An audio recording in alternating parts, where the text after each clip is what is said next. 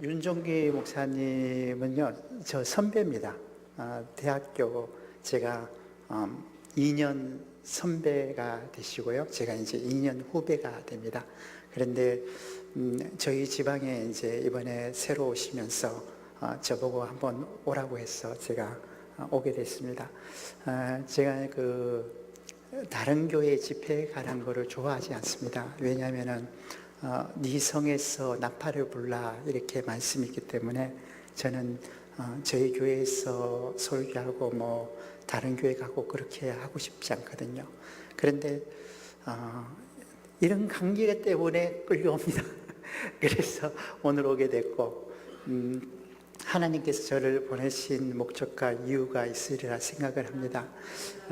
원래는 예수님의 사랑에 대해서 말씀을 전하려고 요한복음 13장 1절 말씀을 가지고 준비를 했습니다.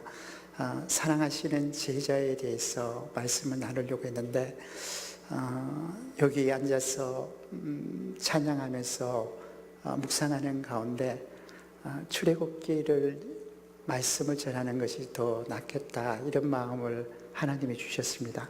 그래서 올라오시는데 제가 손잡고 목사님 본문을 바꿨습니다. 그래가지고 목사님이 여기 올라가지고 어디냐고 그래가지고 출애굽기 3장 말씀 읽어달라고 해서 읽어주신 겁니다. 출애굽기 3장 말씀을 읽었지만 출애굽기를 전체적으로 하면 좋겠지만 시간이 그렇게 되지는 않을 것 같습니다. 그렇지만 1장부터 쭉 진행해 나가면서 어디까지 갈지는 모르지만 하여튼 진행을 좀 해보려고 합니다. 출애굽기는요 1장부터 40장까지 기록이 되어 있습니다. 이 1장부터 40장까지의 말씀을 잘 이해를 하시면 우리 신앙생활이 지금 내가 어디쯤 가고 있는지를 분석하고 또 내 신앙이 몇 장에 왔으면 어떤 문제가 생기고 그것을 어떻게 해결할 것인지를 이야기하고 있는 것이 출애굽기입니다. 성경을 이 반지에 비유할 때에 보석에 해당되는 것이 종교개혁자들은 노마서라고 했습니다. 신약 성경에서는 노마서가 보석 같은 위치에 있고 구약에서는 출애굽기가 이 보석 같은 위치에 있습니다. 그만큼 출애굽기가 굉장히 중요한 책입니다. 신약에서 성경을 한 권 뽑아서 가르쳐야 된다면 노마서를 가르쳐야 됩니다. 구약에서 한 권을 뽑아서 가르쳐야 한다면 출애굽기를 가르쳐야 됩니다. 그래서 저희 교회에서는 등록을 하고 성경 공부를 하는데 필수 과정 중에 하나가 출애굽기를 배우는 겁니다. 출애굽기를 배우지 않으면 정식 교인으로 등록을 받지 않습니다. 정식 교인이 되려면 출애굽기를 1장부터 40장까지 다 배우고 내가 지금 몇 장에 와 있고 어떤 문제가 있는데 이것을 어떻게 해결할 것인가를 배우게 되는 겁니다. 출애굽기는 1장과 2장을 한마디로 표현하면 보고 듣고 알고입니다. 하나님께서 이스라엘 백성들의 그 고통의 상황을 보고 계시고 알고 계시고 듣고 계십니다. 요셉 때에 야곱의 그 식구들이 다 같이 애굽으로 이주를 했고 요셉이 총리 때는 그곳에서 잘 먹고 잘 살 수가 있었습니다. 그런데 세월이 400년이라는 세월이 흘렀고 요셉을 알지 못하는 새로운 왕이 나타나가지고 그 왕이 이스라엘 백성들을 괴롭히기 시작합니다. 이집트라고 하는 나라는 천연의 요새입니다. 북쪽으로는 지중해 바다가 있고 이 동쪽에는 사해 사막이 있고 이 서쪽과 밑으로는 사하라 사막이 있습니다. 그래서 이 애굽 땅은 외적의 침입을 받아보지 않은 굉장히 좋은 땅입니다. 뿐만 아니라 이 나일강이라고 하는 데는 1년에 2번 농사를 지을 수 있는 아주 비옥한 지역입니다. 때문에 이집트 사람들은 이 애굽 땅에서 아주 평화롭게 외적의 침입을 받지 않고 행복하게 왕권을 유지하고 있었습니다. 특별히 애굽의 왕은 이 이스라엘 백성, 이집트 사람들이 살고 있는 이 나일강이 언제쯤 물이 범람해서 농사 지은 것을 다 쓸어갈지 알고 있습니다. 어떻게 알고 있냐면 대대로 내려온 그 기록들을 보면서 압니다. 그래서 요맘때 되면 홍수가 나고 물이 범람하고 그 물이 이제 농사 지은 그 땅과 또 살고 있는 집들을 덮치니까 이때쯤 되면 백성들을 피신시켜야 된다, 이렇게 생각을 합니다. 그래서 그때가 되면 이스라엘 백성들, 이집트 백성들 보고 다 피해라고 그럽니다. 그러면 이집트 사람들이 다 피하면 진짜 물이 범람합니다. 그러면 이 이집트 사람들이 뭘 생각하냐면, 야, 우리의 신인 이 강, 우리의 생명의 젖줄인 이 강을 언제 범람하고 어떻게 될지를 알고 있는 그 왕은 뭐라고 생각합니까? 신으로 생각을 하는 거예요. 그래서 애굽의 왕은 이 이집트 사람들에게 있어서는 신이었습니다. 신이었습니다. 그런데 이 애굽이요, 한 번 외적의 침입에 의해서 왕권을 뺏깁니다. 그때가 언제냐면 요셉이 총리가 될 때였습니다. 이 셈족인 가나안 땅에 있던 셈족이 들어와서 왕권을 다 뺏고 정치를 합니다. 그래서 이 셈족이 정치를 할 때에 요셉이 총리가 될 수가 있었고, 총리가 되어서 그 셈족 계열의 그 야곱의 자손들, 가족들을 양육할 수 있었습니다. 그리고 세월이 지나서 인구가 남자만, 장정만 60만, 그리고 전체 여자와 아이들 합치면 200만 이상의 인구로 성장하게 됩니다. 그런데 한번 생각해 보세요. 그 왕권을 뺏겼다가 다시 애굽 사람들이 왕권을 다시 찾았습니다. 찾아가지고 보니까, 아니, 그 셈족 계열의 사람들이 200만 명이 살고 있는 거예요. 200만 명이면 대전 인구입니다. 대전 도시 전체를 그 외국인들이 살고 있는 거예요. 이 평택 인구가 지금 50만이 넘었다고 그랬는데, 생각을 해봐요. 여기에 200만 명의 그 베트남 사람들이 살고 있다. 그러면 이 평택 시장에 생각할 때, 야, 이거 문제나 아니나 문제로 생각을 하겠죠. 그래서 문제를 생각해서 이 이스라엘 백성들을 이렇게 탄압을 하기 시작합니다. 노동을 시키고 또 힘들게 하고, 아이를 낳으면은 나일강에 집어 던져버리고 고통 속에 넣어주는 거예요. 그러니까 이스라엘 백성들이 생각할 때는 너무나 힘들고 어렵습니다. 그래, 힘들고 어려우니까 그들이 하나님 앞에 기도합니다. 하나님, 우리 애가 오늘 죽었는데 왜 하나님 우리의 이 고통을 보고 계시지 않습니까? 왜 우리가 기도하는 기도 소리를 듣지 않고 계십니까? 왜 우리가 간구하는 이 기도를 하나님 외면하십니까? 하나님 어디 계십니까? 하나님이 살아 계십니까? 하고 이스라엘 백성들이 하나님 앞에 부르짖는 거예요. 그런데 하나님께서 모세를 통해서 하신 말씀이 뭐냐면, 야, 너희의 고통과 너희의 아픔과 너희의 슬픔을 내가 보고 있고 내가 듣고 있고 내가 알고 있다라고 하나님이 말씀하시는 겁니다. 여러분, 하나님이 어떤 분입니까? 하나님 어떤 분이에요? 저한테 하나님이 어떤 분이냐고 하면은요, 저한테 하나님은요, 저를요, 절벽으로 자꾸 밀어넣어요. 이 절벽으로 막 밀어넣으면요, 제가 안 떨어지려고 버팁니다. 그만 미세요, 그만 미세요. 그런데요, 절벽 끝까지 밀어요. 그러면 절벽 끝에서 제가 기도하면서, 하나님, 이 끝까지 왔는데 이제는 갈 데 없어요. 이제 저를 구원해 주세요. 기도합니다. 그러면 하나님이, 그래, 고생했다. 이제 구해 줄게. 그러면 좋겠는데요, 저한테 하나님은 어떤 분이냐면요, 그 절벽 끝에서요, 발로 차버리더라고요. 얼마나 속상한지 모릅니다. 절벽 끝에서 하나님이 나를 발로 차버려요. 그분이 하나님이셔요. 그분이 하나님이셔요.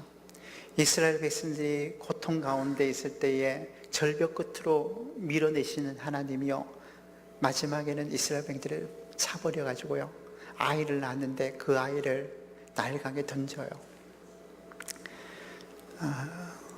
고통이라는 것이요,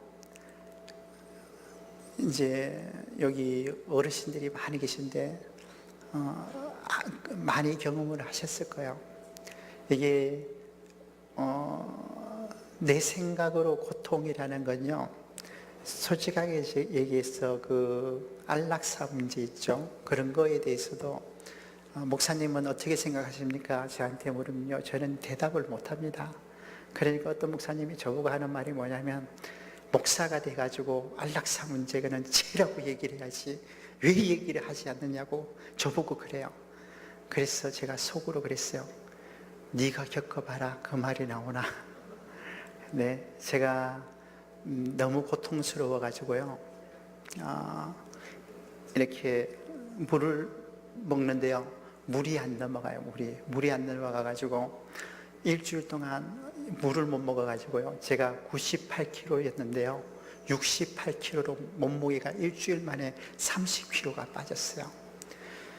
이 음식이 들어가면요, 이 위에서 이게 딱 막히고요, 밑에서 딱 막히고요, 그 상태에서 음식물이 이 안에 있는 거예요.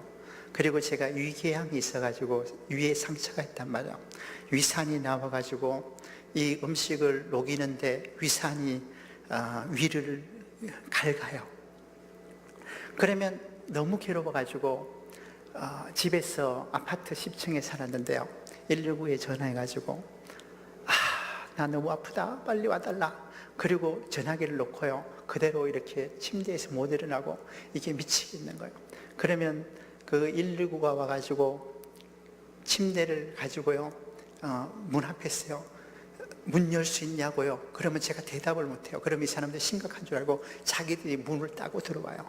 그래서 침대에 이렇게 해서 저를 데리고 병원으로 가가지고 병원에서 마약 주사 같은 약을 줘요.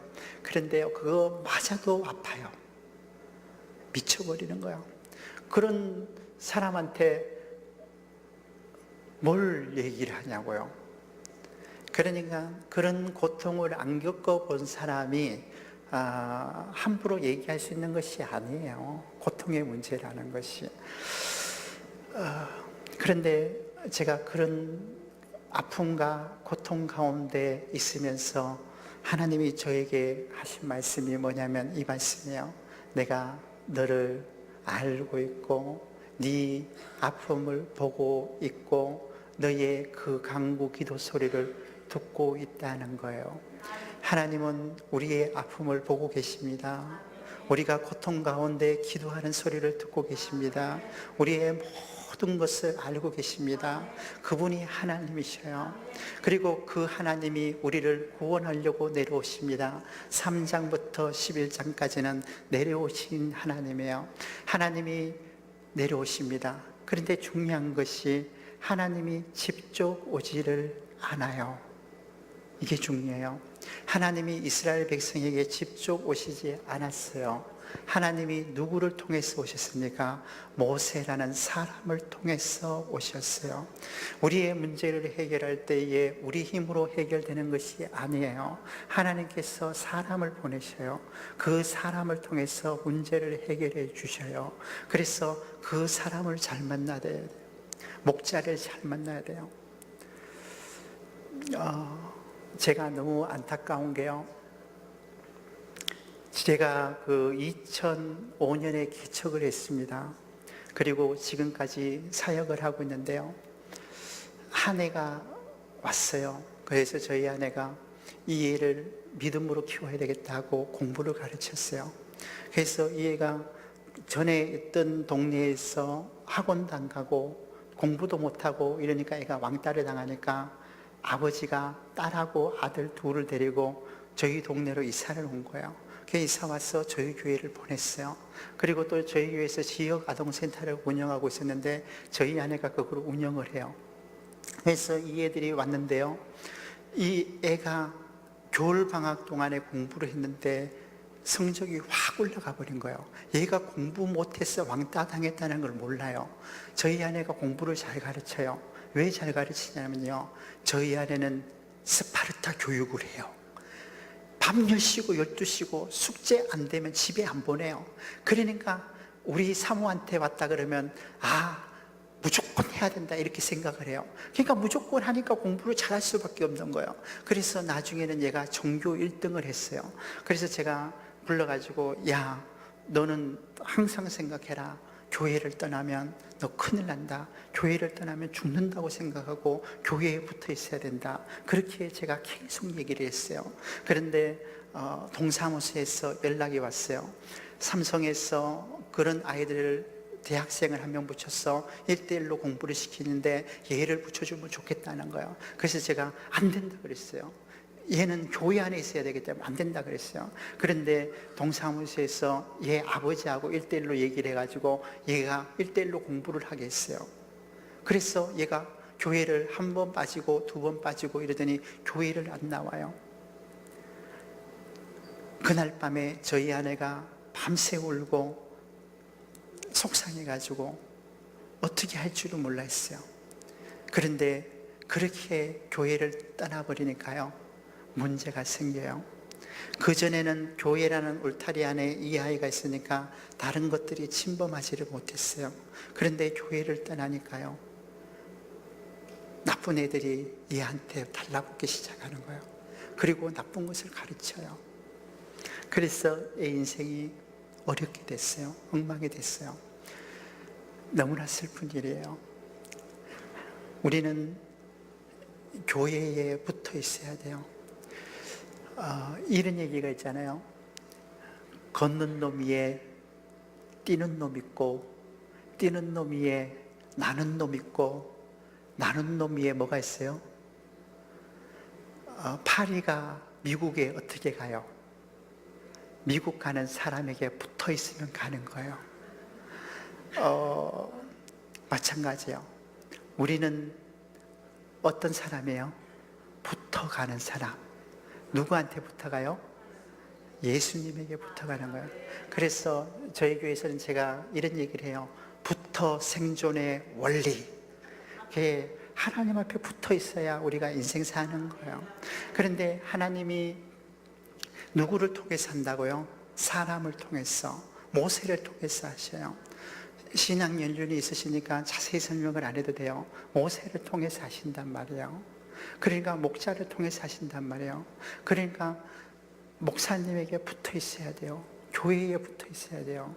그렇지 않으면 안 돼요. 이제 17장으로 넘어가면 17장에서요, 이스라엘 백성들이 행군을 해서 강야를 막 지나가고 있습니다. 강야를 지나가는데요, 아말렉 족속이 와가지고요, 쳐요. 뒤에 쳐져 있는 사람을 쳐요. 그러면 여호수아가 군인들을 이끌고 뒤를 돌아서 막 쫓아가면요, 이놈들이 도망을 가요. 그리고 또다시 본대로 현성에 가고 있으면요, 아말렉 족속이 와가지고 또 뒤에서 쳐요. 누구를 쳐요? 여자와 아이들, 노인들, 뒤처져 있는 사람들을 친단 말이에요. 아말렉이 뭘 상종합니까? 하나님께서 아말렉 족속은 어떻게 하라고 했어요? 씨를 말리라 그랬어요. 아말렉이 뭔데 씨를 말리라고 하나님이 그렇게까지 강하게 말씀하시냔 말이에요. 아말렉이 누굽니까? 누구예요? 에서의 후손들이에요. 에서가 누구예요? 장자권을 팔아버렸어요. 뭐 때문에요? 자기의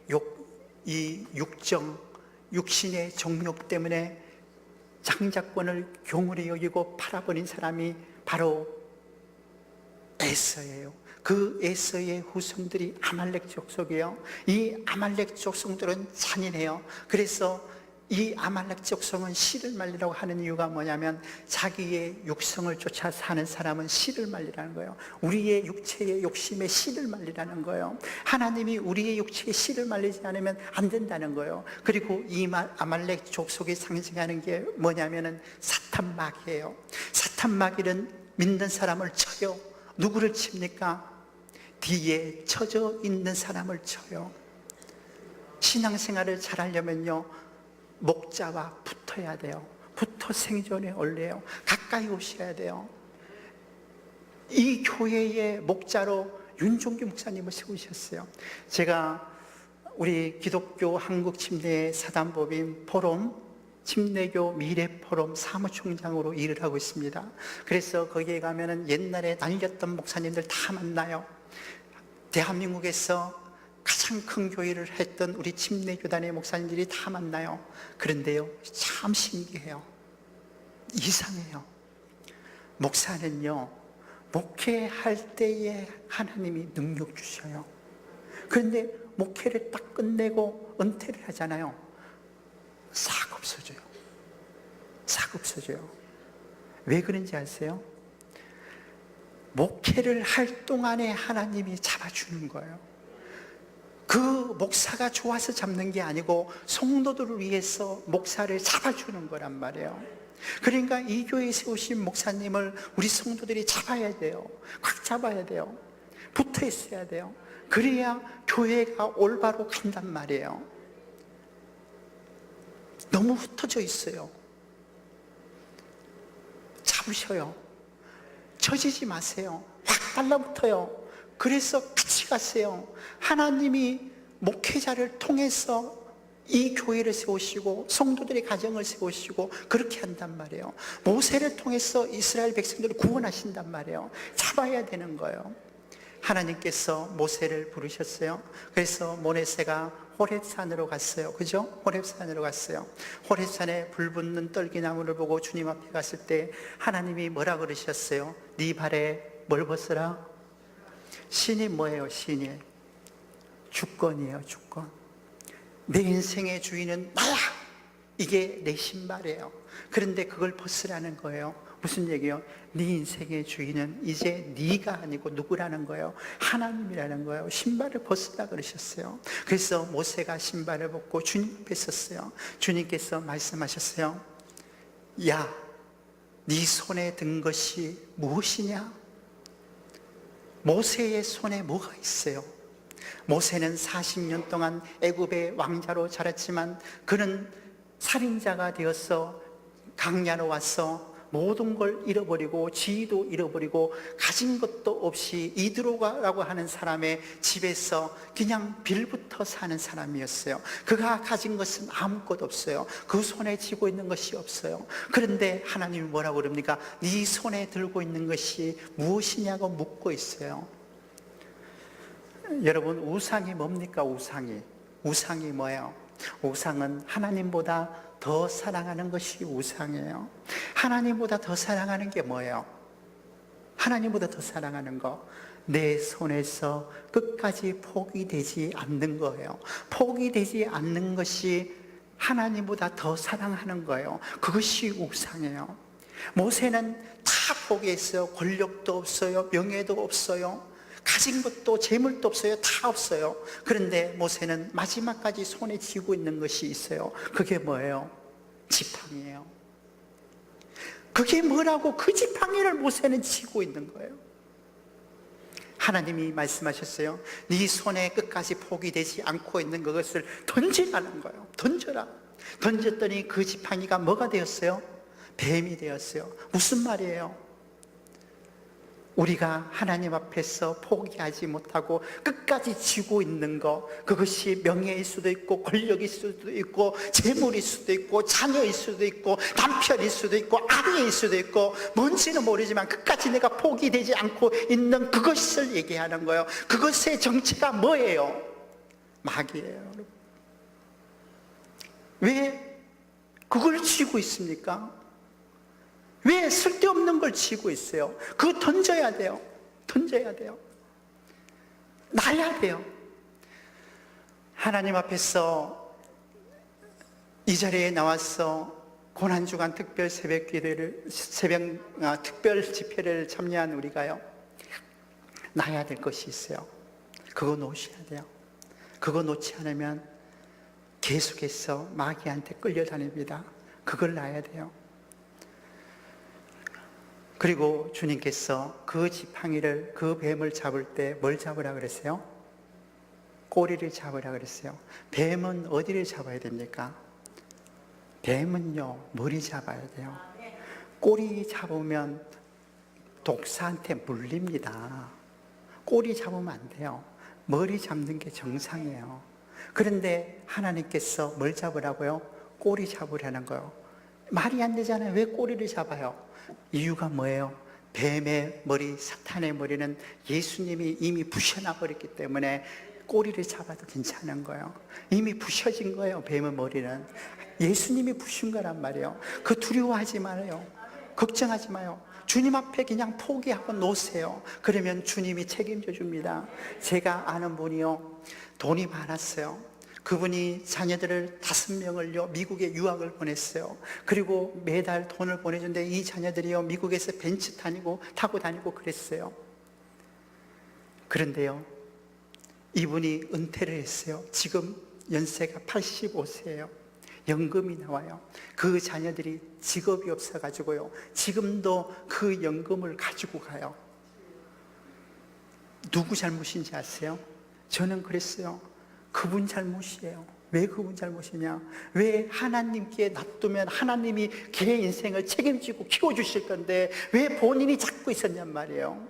본인이 잡고 본인이 키우니까 인생이 그렇게 된 거란 말이에요. 하나님한테 맡겼어야 돼요. 하나님한테 맡기면 하나님이 책임져 주실 건데 손 놓으셔요. 포기하셔요. 포기해야 하나님이 역사하신 줄 믿습니다.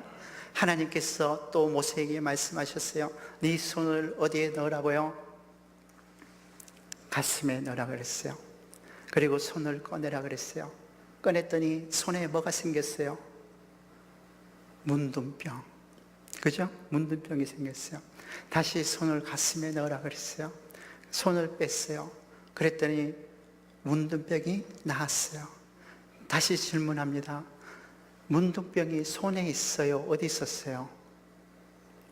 어디 있었어요? 문둥병이요 가슴에 있었던 거예요. 가슴에. 문제는 손이 아니었어요. 문제는 어디였어요? 마음이었어요. 마음이었어요.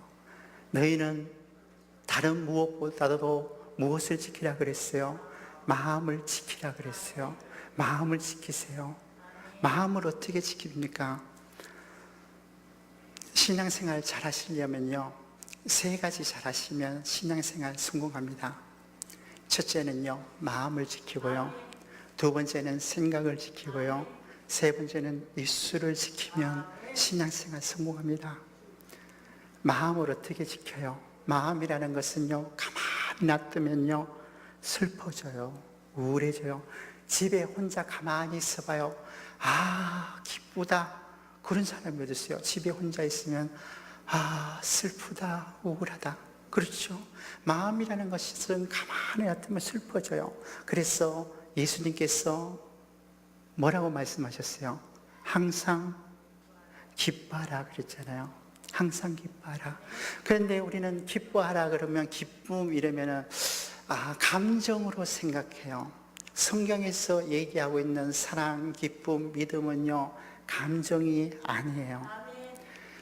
아내를 사랑하라 감정 아니에요. 아내를 3년만 봐봐요 지겨워요.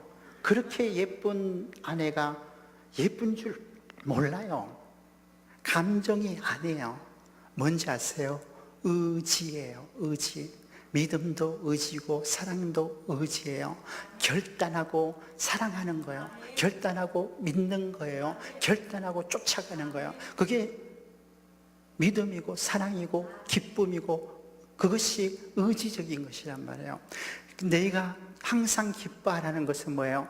결단하라는 거예요. 어디에서 기뻐하라고 했어요? 주 안에서 기뻐하라 그랬잖아요. 내 환경과 상황은 힘들고 어려워요. 상황은 힘들고 어려워도 뭐예요? 기뻐하기로 결단하는 거예요. 거기에 승리가 있는 거예요. 여러분, 믿음이 뭐예요? 믿음. 히브리어로 믿음은 에무나라고 그래요. 에무나. 그래서 이 에무나라는 것은 견딘다 이런 뜻을 갖고 있는데요. 제가 경상도 사투리로 좀 투박하지만 믿음이 뭔지 얘기하겠습니다. 믿음은요 개기는 거예요. 개겨요, 개겨.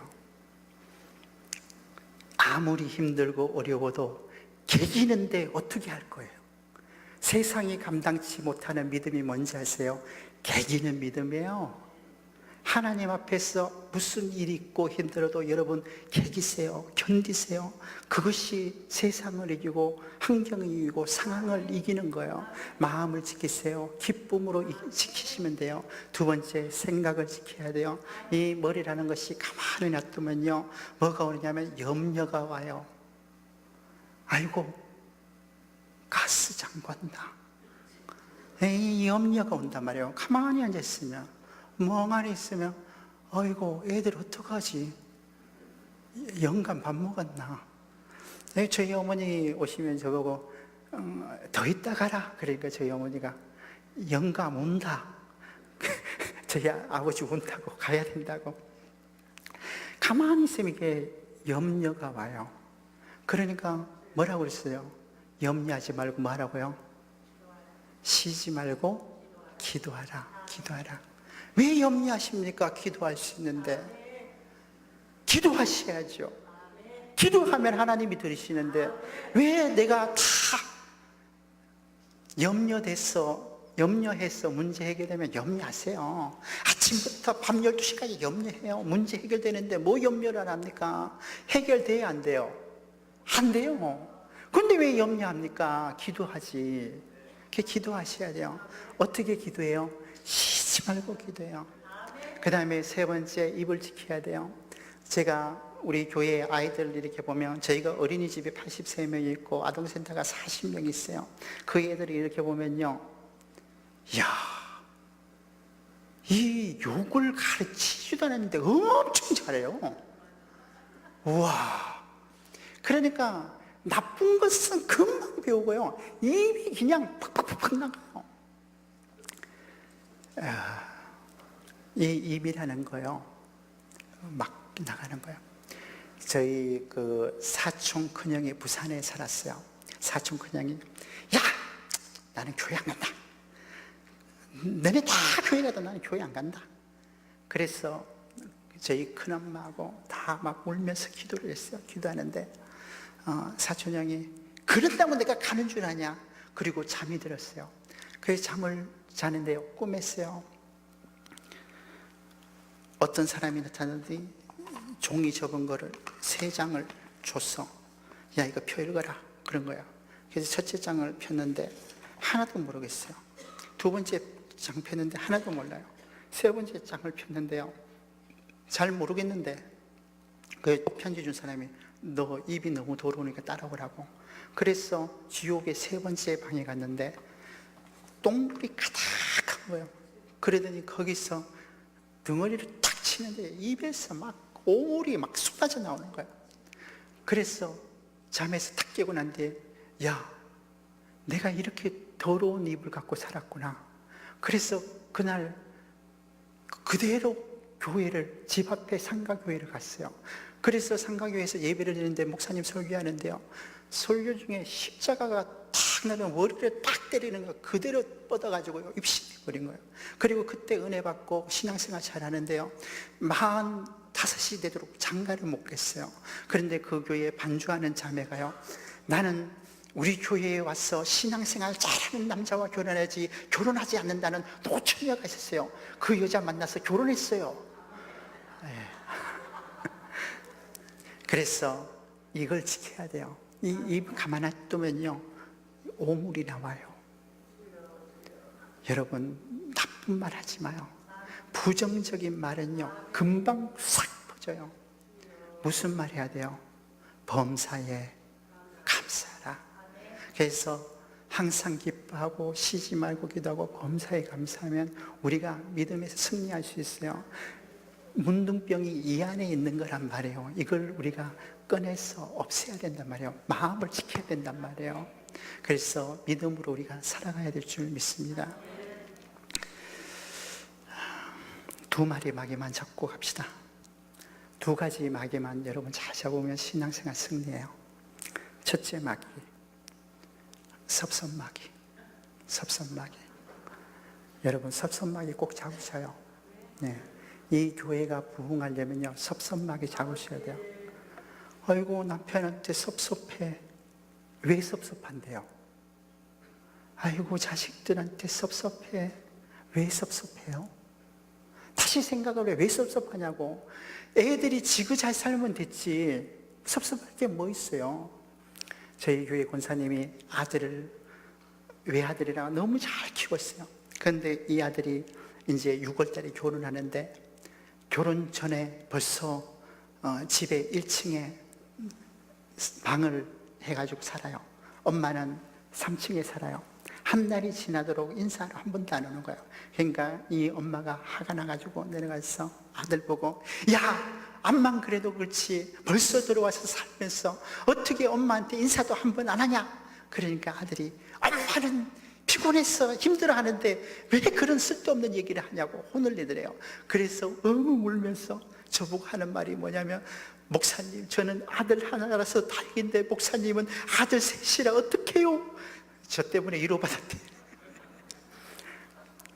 뭐 섭섭해요? 자기도 잘 살면 됐지. 마귀가 가장 먼저 나와서 날뛰는 놈이 있어요. 뭔지 아세요? 섭섭마귀요. 교회에서 섭섭하대. 왜요? 목사님한테 섭섭하대요. 왜요? 어떤 권사님이요, 저 교회 안 올래요. 그랬어. 왜요? 그러니까, 아니 예배 끝나고 커피를 나눠주는데 믹스커피 이렇게 나눠가지고 한 잔씩 주는데 자기는 안 주더라는 거예요. 그래서 교회 안 온대요. 그래서, 아니 권사님 교회에 커피 마시러 왔냐고. 저도 건강에 안 좋다고 믹스커피 안 드시고 나가가지고 5,000원짜리 커피 드시면서 섭섭마귀요. 그 잡아요. 섭섭마귀 잡아요. 두 번째 마귀는요, 조급마귀예요. 조급마귀. 조급한 거요, 잡아야 돼요. 여러분, 제가요 아내 말 안 듣고요 조급해가지고요 상가를요 계약을 했어요. 교회를 이전하려고요. 동탄 개발될 때 계약을 했는데요 2년 만에요 2억을 날렸어요. 철수했어요. 왠지 아세요? 그 부동산업자가, 목사님 지금 이거 계약 안 하면은 큰일 납니다. 빨리 계약해야 됩니다. 그러더라고요. 그래서 저는 조급해가지고 계약을 턱 했어요. 여러분, 조급하지 마요. 그것이 내 것이 될 것 같으면 하나님이 때가 되면 다 주셔요. 뭘 조급해요? 내 힘으로 하려고 하지 마요. 아브라함이요, 아들이 안 생기니까 조급했어요. 사라가요, 뭐라 그래요? 내 종 하가를 데리고 애를 만들어라. 그거 키우자. 그래서 애를 낳았어요. 뭐가 나왔어요? 이스마엘이 티 나왔어요. 조급하면 이스마엘 티 나와요. 지금도 이스라엘 백성들을 괴롭히잖아요. 이스마엘 낳지 마요. 어떻게 해야 돼요? 개겨요. 기다리는 게 개기는 거예요. 믿음이 개기는 거예요. 그러면 뭐가 나와요? 약속의 자녀 이삭이 나와요. 그러니까 조급하게 잡으시고 섭섭하게 잡으시고 믿음으로 승리하시기를 주님의 이름으로 축원드립니다.